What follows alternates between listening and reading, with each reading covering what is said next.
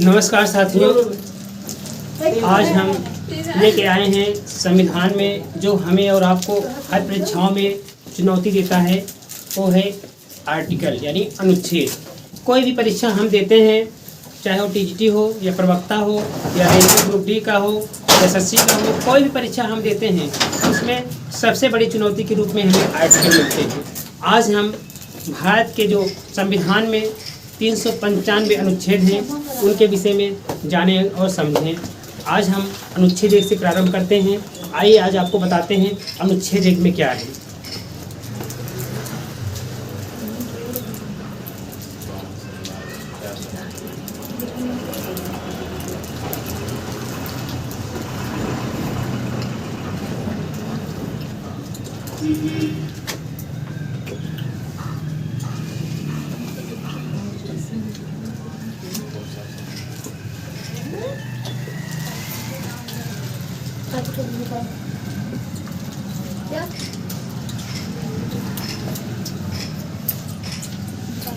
देखिए भाग एक जो है, इसमें जो है 1 से लेकर 4 तक है जो है संघ के बारे में है। 2 भाग में जो है नागरिकता है, नागरिकता का प्रावधान 5 से 11 में है। 3 में जो है मौलिक अधिकार है, 12 से लेकर जो है 36 तक है। तो आज हम भाग 1 देखेंगे, उसमें जो है संघ के बारे में है। अनुच्छेद 1 कहता है भारत राज्यों का संघ है। भारत जो है राज्यों का संघ यानी यूनियन है। क्या है? यूनियन है। हमारा जो है देश भारत में जो है 28 राज्य, 8 केंद्र शासित प्रदेश हैं, वो भारत राज्यों का संघ है। हमारे देश का जो राज्य है ये कभी भारत से जो है अलग नहीं हो सकते, सब जो है भारत में यूनियन के रूप में है। जैसे अमेरिका है, अमेरिका का भी जो उसमें जो 50 राज्य हैं वह भी जो है अमेरिका से अलग नहीं हो सकते, क्योंकि यूनियन है। भारत राज्यों का है संघ। अनुच्छेद 2 नए राज्यों का प्रवेश है। नए राज्यों का प्रवेश। देखिए अनुच्छेद 3 है। देखिए अनुच्छेद 2 है नए राज्यों का प्रवेश। इसका मतलब ये होता है जैसे कोई भी नया राज्य हमारे देश में शामिल होना चाहता है तो आर्टिकल 2 के तहत आता है। प्रवेश 2 यानी कोई नया आ रहा है।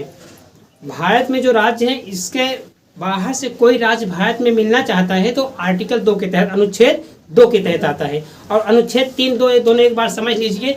3 में है जैसे जो है हमारा जो भारत देश है इसमें जो राज्य हैं उन राज्यों में जिस राज्य का नाम सीमा बदल कर उसको हम अलग कर देते हैं वो आर्टिकल 3 के तहत होता है, अनुच्छेद 3 के तहत। एग्जाम्पल के लिए जैसे अभी हाल ही ताज में आप लोग देखेंगे आंध्र प्रदेश से तेलंगाना बना है।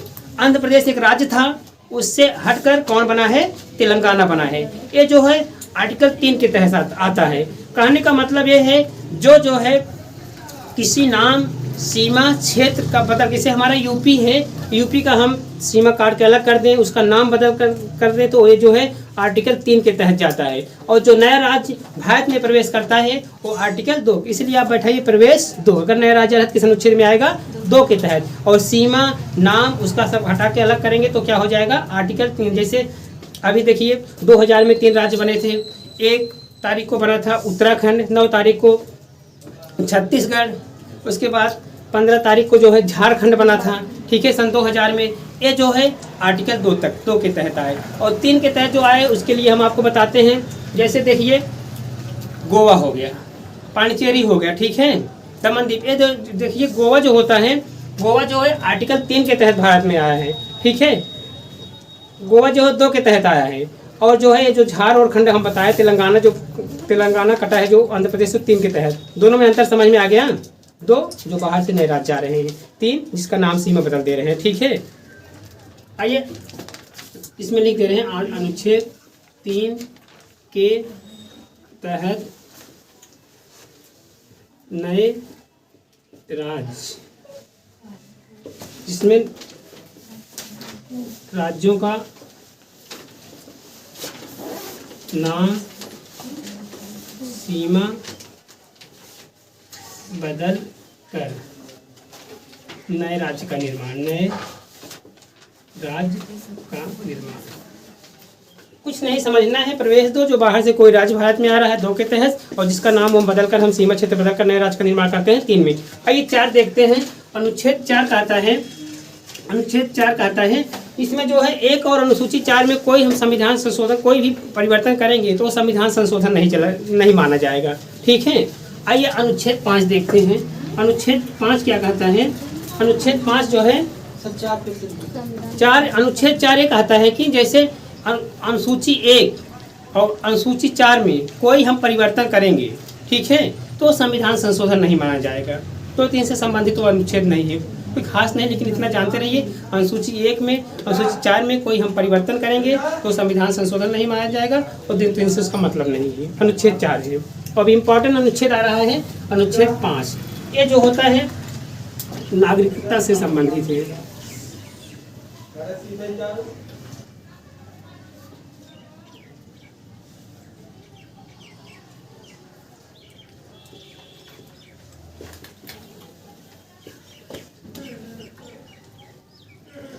अनुच्छेद 5 समझ लीजिए।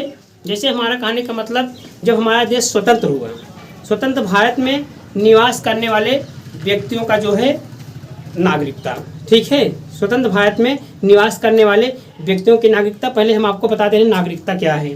देखिए 1 से 4 तक ये हो गया। अब भाग 2 से हम आपको बताएंगे। भाग 2 में जो है नागरिकता है, क्या है? नागरिकता।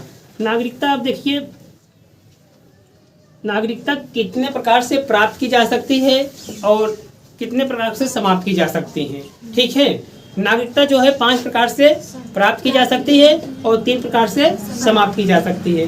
तो अभी हम आर्टिकल 5 में बता रहे थे कि नागरिकता जो है, जैसे स्वतंत्र भारत में निवास करने वाले व्यक्तियों की नागरिकता, ठीक है, अब 5 प्रकार से प्राप्त की जा सकती है। कैसी नागरिकता, उसको हम बता रहे हैं। पहला क्या है?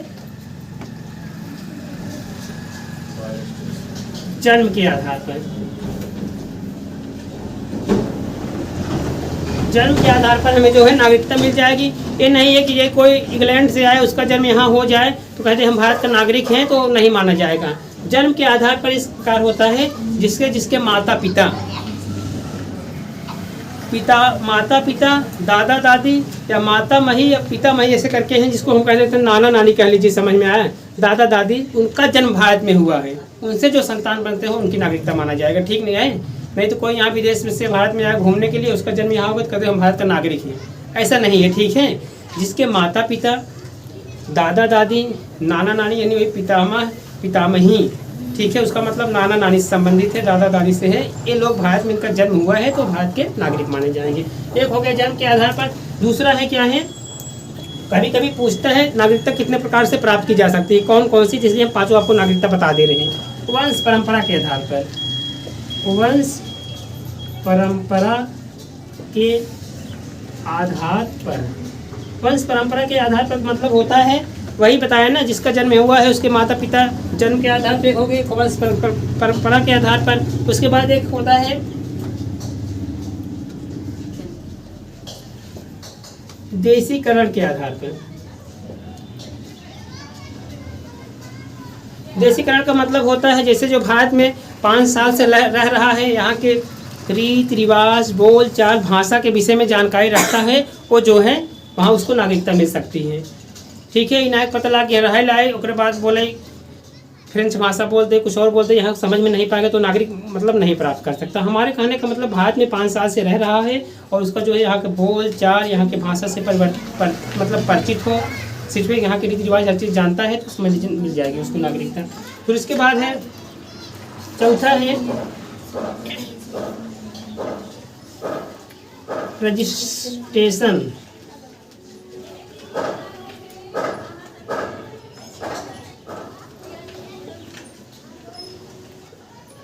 रजिस्ट्रेशन के आधार पर, इसका आप समझ लीजिए। रजिस्ट्रेशन के आधार पर जैसे होता है, जैसे आप हैं किसी विदेशी लड़की से विवाह कर लेते हैं, ठीक है।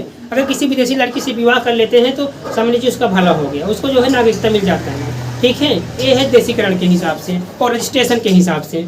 और आप बाहर जाते हैं, आपसे कोई वहाँ शादी कर लेता है, आपको भी नागरिकता मिल जाएगी। हमारा कहने का मतलब जो है रजिस्ट्रेशन के आधार पर ये प्रकार होता है। आप जैसे विदेशी लड़की से किसी से शादी कर लेते हैं तो उसको नागरिकता मिल जाती है, रजिस्ट्रेशन के आधार पर है।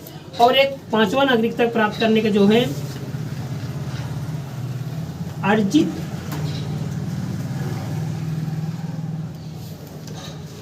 भूमि के आधार पर।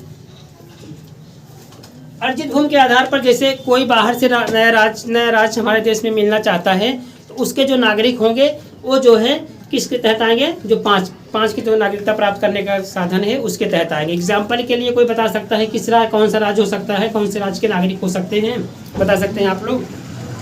एग्जाम्पल के लिए गोवा इसलिए कि हम 1947 में जब आज़ाद हुए, 1950 में हमारे देश में संविधान लागू हुआ, लेकिन गोवा हमारा था?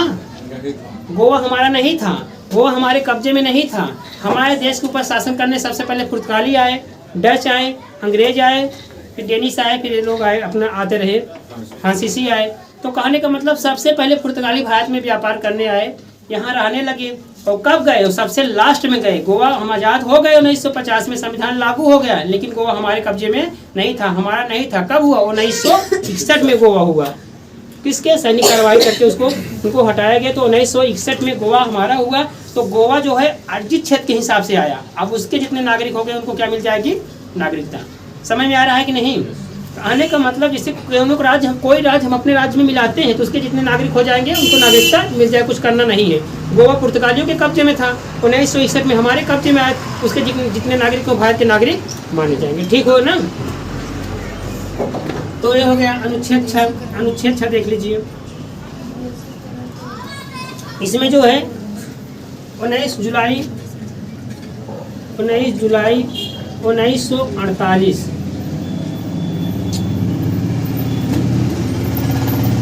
1948 के पहले 19 जुलाई 1948 के पहले जो है 6 का मतलब समझ लीजिए, जो है पाकिस्तान से भारत में आए हैं। ठीक है, 6 7 एक साथ समझा रहे हैं, दोनों समझ लीजिए। 7 का मतलब जो हमारा साथ छोड़कर चले गए, कहाँ? पाकिस्तान पे। ठीक है, कहा है एक छोटा सा 2 लाइन में समझिए।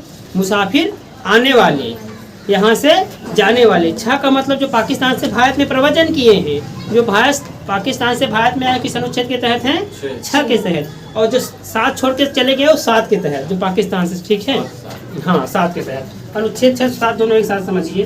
अनुच्छेद 6 अनुच्छेद 7 ये जो है 6 में जो है 19 जुलाई 1948 से पहले जो भारत में आ गए हैं वो नागरिक माने जाएंगे। और 7 में 1 मार्च 1947 में जो भारत का साथ छोड़ के चले गए वो भारत के नागरिक नहीं माने जाएंगे। 6 में मुसाफिर आने वाले और 7 में जाने वाले। ठीक, 6 7 क्लियर हो गया? अनुच्छेद 6 हो गया, अनुच्छेद 7 हो गया। 1 मार्च 1947 से जो भारत का साथ छोड़कर चले गए, भारत का साथ छोड़कर चले गए, ये है 7। ठीक है, अनुच्छेद 7 हमारा छोड़ दें। ठीक, 6 पाकिस्तान से भारत को प्रयोजन करने वाले। 6 7 क्लियर हो गए। अनुच्छेद 8 आइए। अनुच्छेद 8 कहता है ये भी नागरिकता संबंधी, इसमें 2 प्रकार के हैं। एक है OCI PIO। इसका मतलब वो होता है OCI जैसे समुद्र पार नागरिकता। ठीक है, समुद्र पार नागरिकता का मतलब जैसे हमारे यहाँ के नागरिक हैं, लेकिन चाहे पढ़ने के लिए, चाहे शिक्षा ग्रहण करने के लिए विदेश चले गए हों, समुद्र पार चले गए हों, चाहे कमाने के लिए सऊदी अरब चले जाते हैं लोग, पढ़ने के लिए लंदन जाते हैं, अमेरिका जाते हैं, तो उनकी नागरिकता है। ठीक है, समुद्र पार नागरिकता है OCI के अंदर। और PIO का मतलब इनके मूल यहाँ रहे हों, इनके मूल यहाँ हों, लेकिन वो भारत से बाहर रहें, जैसे सुनीता विलियम्स देख लीजिए। ठीक है, इसे ये जो है नागरिकता है अनुच्छेद 8 के तहत। जो है इसमें 2 प्रकार के होते हैं।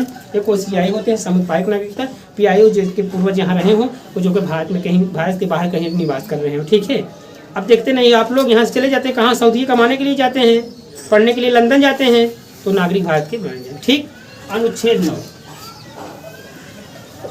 9 देखिए। अनुच्छेद 9 जो है ये है नागरिकता का अधिकार समाप्त हो जाना है। अगर हम अनुच्छेद 9 के तहत अगर हम किसी देश की नागरिकता लेते हैं तो हमारी नागरिकता क्या हो जाएगी, समाप्त हो जाएगी। अगर हम किसी देश की नागरिकता ग्रहण करते हैं तो जो है अनुच्छेद 9 के तहत जो है हमारी नागरिकता क्या हो जाएगी, समाप्त। विदेश की नागरिकता अगर कोई लेगा तो उसकी नागरिकता क्या हो जाएगी, समाप्त हो जाएगी। ठीक है, नागरिकता का समाप्त होना लिख लीजिए, बता दे रहे हैं। जो व्यक्ति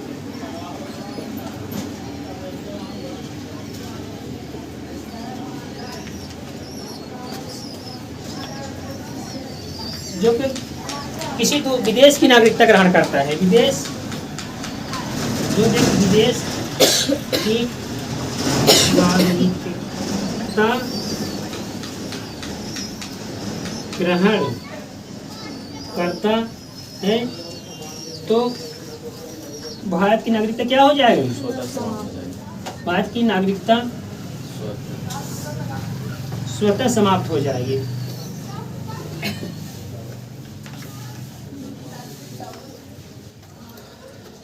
जो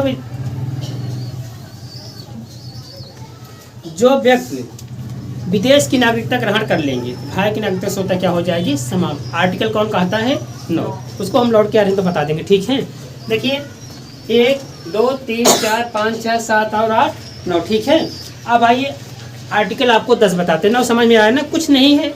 अगर हम भारत के नागरिक बाहर से चले गए और वहाँ की नागरिकता ले ली तो हमारी नागरिकता स्वतः क्या हो जाएगी, समाप्त। 10 जो है नागरिक अधिकारों का बना रहना है। ठीक है, नागरिकों के अधिकारों का बना रहना, लिख लीजिए अनुच्छेद 10, नागरिक के अधिकारों का बना रहना।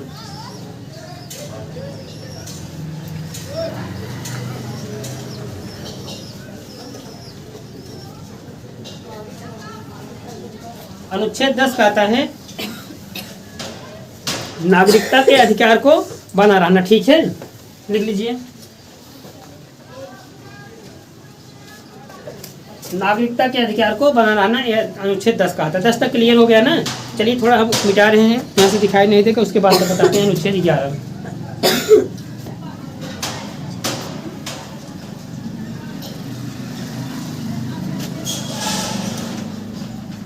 5 से 11 तक हम बताया ना। नागरिकता का प्रावधान है। नागरिकता आप जान गए ना कितने प्रकार से प्राप्त की जाती है और कितने प्रकार के समाप्त की जाती है। 3 प्रकार से कैसे समाप्त की जाती है इसके विषय में हम आपको बताए थे। जैसे हम स्वतः से किसी देश की नागरिकता ले लेंगे तो क्या हो जाएगी, हमारी नागरिकता समाप्त हो जाएगी। या आप जो है किसी आप मतलब जबरदस्ती छलपूर्वक नागरिकता लेंगे तब भी सरकार समाप्त कर सकती है, या देशद्रोह के ऊपर। ठीक है, अगर देशद्रोह में पकड़ेंगे तो आपकी नागरिकता समाप्त हो जाएगी। तो 1 से जो 4 तक हम बताए संघता, भाग 2 बता रहे हैं, 5 से 11 नागरिकता है। अनुच्छेद 10 तक बताया, अभी 11 बता दे रहे हैं, तब इसके बाद मौलिक अधिकार बताएंगे। देखिए अनुच्छेद 11 क्या कहता है,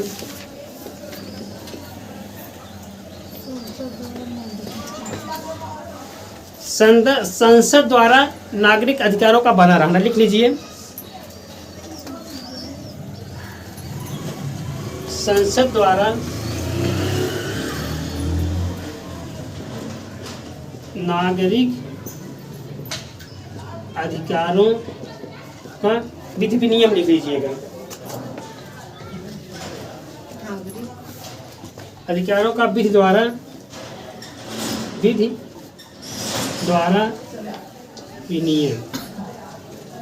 आर्टिकल 11 देखिए 1 2 3 तो बहुत याद कर लीजिएगा, 5 को भी इम्पोर्टेंट याद कर लीजिएगा, 9 अनुच्छेद इम्पोर्टेंट है। ठीक है, इसके बाद इसको जानकारी लगी, इसके बाद 12 अनुच्छेद बता रहे हैं, वो भी इम्पोर्टेंट है। अगर पूरा अनुच्छेद याद नहीं है, पूरे तो ना परीक्षा में पूछेगा ना आप पूरा याद कर पाएंगे। इम्पोर्टेंट तो जरूर याद करना है। ठीक है, हम तो सब बता दे रहे हैं लेकिन इम्पोर्टेंट जरूर याद कर लीजिएगा।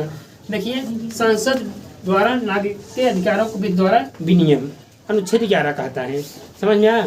संसद जो है इस पर हमारे और आपके अधिकारों को, मौलिक अधिकारों पर जो है विधि बना सकती है। आइए अनुच्छेद 12 देखते हैं। अनुच्छेद 12 में जो है राज्य की परिभाषा दी गई है। क्या दी गई है, राज्य की परिभाषा। किस आर्टिकल में दी गई है, आर्टिकल 12 में। और किस अनुच्छेद में जो है राज्य की परिभाषा, किसी को पता है?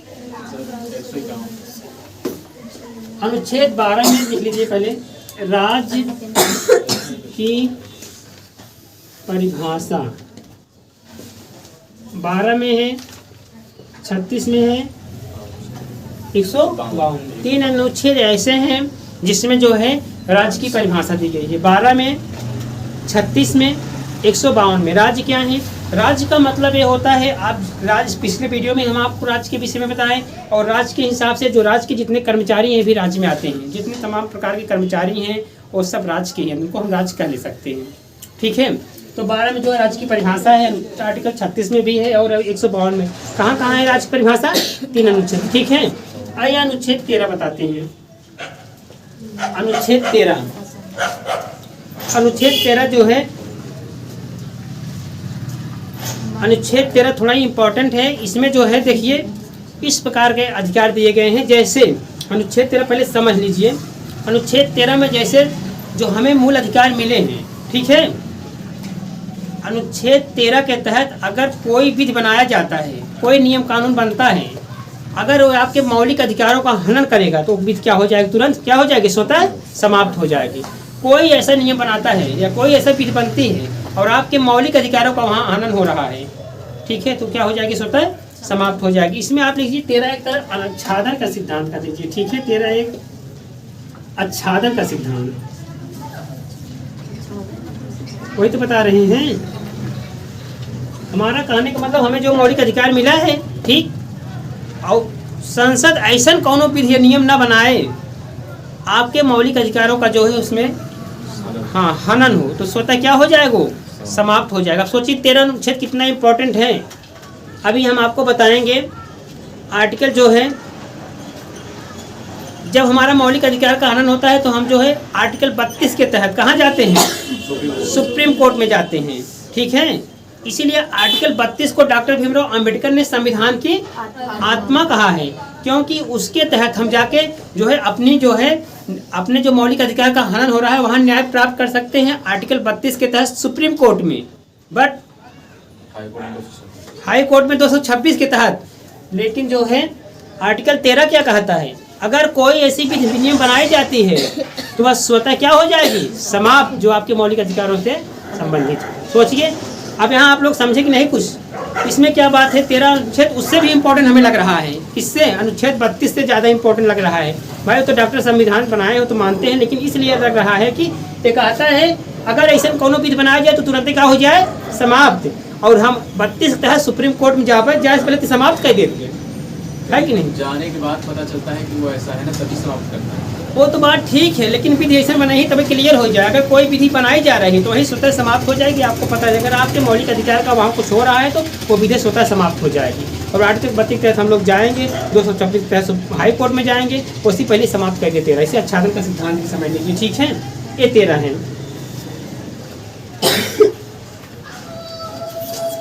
देखिए भाग 1 से 4 तक बताए, भाग 2 में नागरिकता बताए। नागरिकता के विषय में बताते हैं। देखिए अभी क्वेश्चन पूछा गया था कितने प्रकार से नागरिकता प्राप्त की जा सकती, बस यही था। 1 2 3 4 5 कितने प्रकार से? 5। समाप्त कितने प्रकार से? 3। अब आपको बता रहे हैं मौलिक अधिकार। ठीक है, भाग 1 हो गया था, भाग 2 हो गया था, भाग 3। इसके अंदर क्या है? मौलिक अधिकार है। ठीक है, 12 में राज्य की परिभाषा क्लियर हो गया। 13 को जो है अगर ऐसी सरकार कोई विधि नहीं बनाएगी जो हमारे मौलिक अधिकार का हनन करते हैं वह स्वतः समाप्त हो जाएगी। इसे आच्छादन का सिद्धांत कहते हैं। अगर पूछा आच्छादन सिद्धांत किसमें? 13 है। ठीक, अब आइए 14 से लेकर क्या है 18 तक कितने मौलिक अधिकार हमें मिले हैं संविधान द्वारा? 6 मौलिक अधिकार।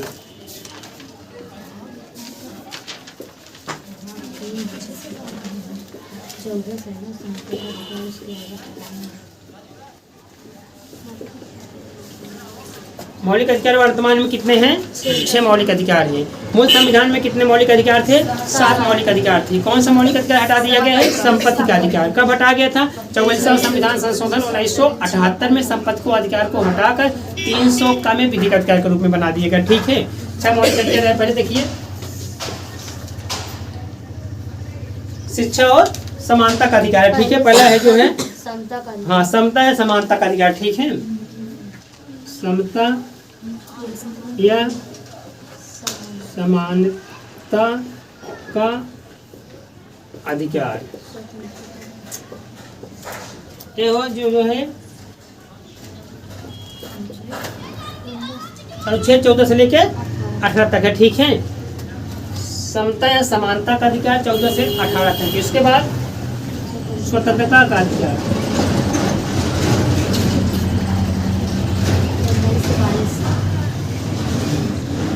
19 से लेके कहाँ तक है? 22 तक। इसके बाद जो है शोषण के विरुद्ध अधिकार 23 से 24 तक।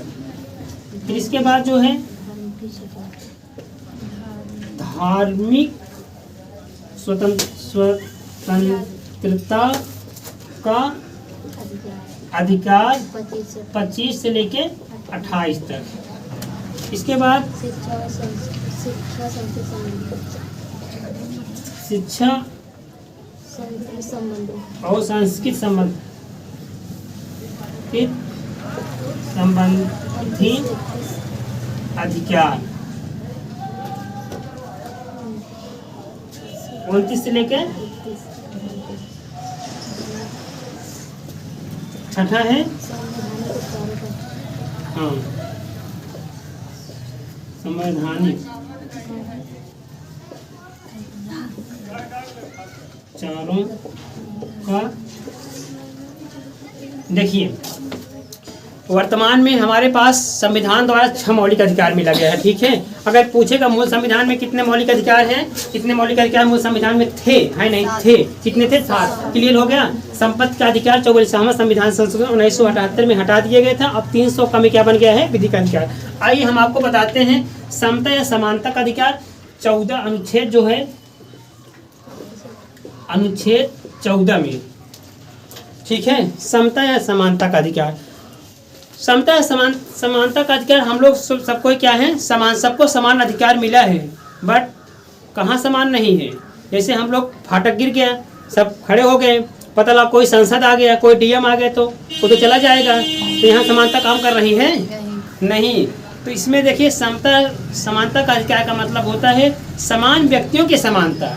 जैसे डीएम की कैटेगरी 1 हो गई, सांसद कितने हैं? 250 राज्यसभा में, 550 लोकसभा में, इनकी एक कैटेगरी बन गई, ठीक है। आम जनता की एक कैटेगरी हो गई। तो सबको इसी मतलब समानों में समानता, ठीक है। सांसदों को अलग मिला है भाई, और जो है डीएम का अलग कुछ है। तो थोड़ी हम लोग तेरे लाइन में खड़े होंगे, इंतजार करेंगे, ठीक है। नहीं तो कभी कहे भाई समता का अधिकार मिला है, सब बराबर है, आप भी लाइन में खड़ी हो, मंत्री राष्ट्रपति और राज्यपाल भी खड़ा हो जाए, लेकिन उनको मिला है ना 19 प्रकीर्णन है कार्यकाल के दौरान गिरफ्तारी नहीं। तो यानी समान व्यक्तियों के साथ समानता, ठीक है, ये है। और हम लोगों के अलग से मिला है। यही कहने का मतलब समता समानता का क्या अनुच्छेद 14 में है।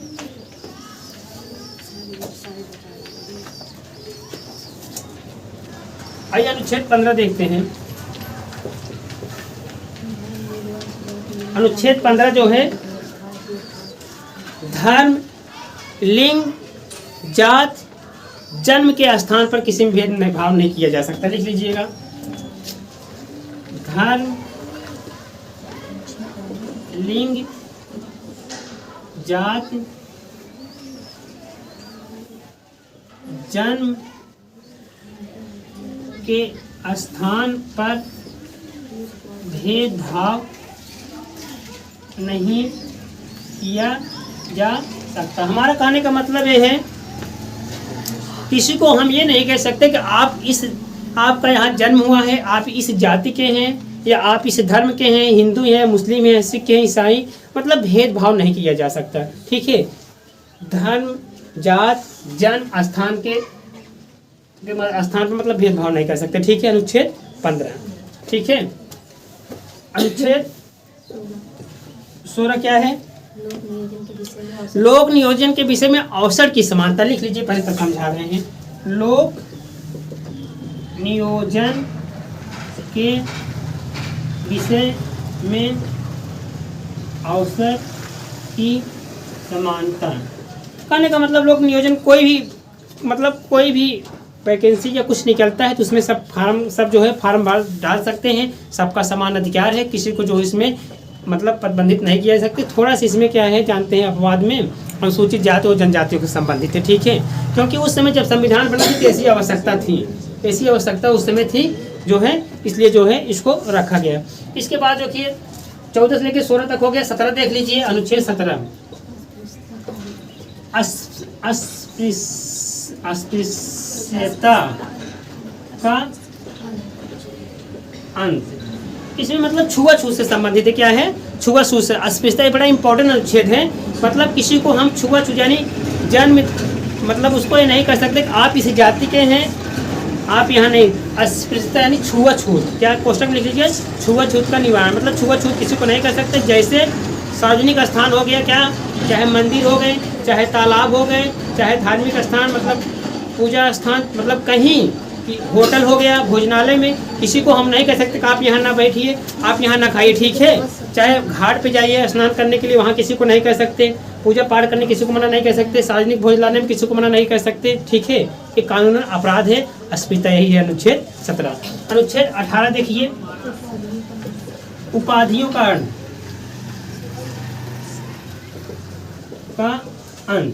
उपाधियों का अंत का मतलब आर्टिकल जो 18 है, इसके तहत हम और आप किसी विदेश से जो है उपाधि नहीं ले सकते। सिर्फ 2 उपाधि ले सकते हैं। कौन कौन? एक शिक्षा संबंधी और एक जो है सैनिक संबंधी। इसकी उपाधि मिलेगी। इसके बाद जो है बिना राष्ट्रपति की मर्जी से हम कोई उपाधि ग्रहण नहीं कर सकते, ठीक है। ये जो है उपाधियों का अंत है। देखिए अब इसके बाद जो है आएगा, कौन आएगा? स्वतंत्रता का अधिकार। अब तक हम आपको बताए थे समानता का अधिकार 14 से लेके 18 तक, ठीक है। इसमें 14 बताए, 15 धर्म, लिंग, जाति, जन्म के आधार पर जो है हम किसी को भेदभाव नहीं कर सकते। अनुच्छेद 16 रोक नियोजन में विषयों के अवसर समान, सबको जो है समान अधिकार मिला है। सब फार्म डाली, सब उसको लड़ाई लड़ी। इसमें थोड़ा सा क्या अपवाद है, वही अनुसूचित जाति और जनजातियों के संबंधित है। अनुच्छेद 17 इंपॉर्टेंट है। अस्पृश्यता का अंत यानी छुआछूत नहीं कर सकते, ठीक है। किसी के साथ हम भेदभाव नहीं कर सकते। चाहे भोजनालय में जाए, चाहे सार्वजनिक स्थान पर जाए, चाहे घाट पे जाए, चाहे जहाँ जाए, हम किसी को छुआछूत नहीं कर सकते कि आप यहाँ बताइए। अनुच्छेद 18 का आता है उपाधियों का अंत। उपाधियों का अंत का मतलब ये होता है बिना राष्ट्रपति की मर्जी से हम विदेशी कोई उपाधि ग्रहण नहीं कर सकते। उपाधियों का अंत है। 2 उपाधि ले सकते हैं, एक जो है शिक्षा संबंधित और एक जो है सैनिक संबंधित, ठीक है। इसके बाद हम अगले वीडियो में आपको बताएंगे जो है स्वतंत्रता का अधिकार क्या है, धार्मिक स्वतंत्रता का अधिकार क्या है, शिक्षा और संवैधानिक उपचार क्या है। इसको जो है अगले वीडियो में बताएंगे। साथियों, अगर मेरा चैनल आपको पसंद आया है तो जो है लाइक और सब्सक्राइब जरूर करिए। तब तक के लिए जो है फिर अगले वीडियो में मिलेंगे। नमस्कार।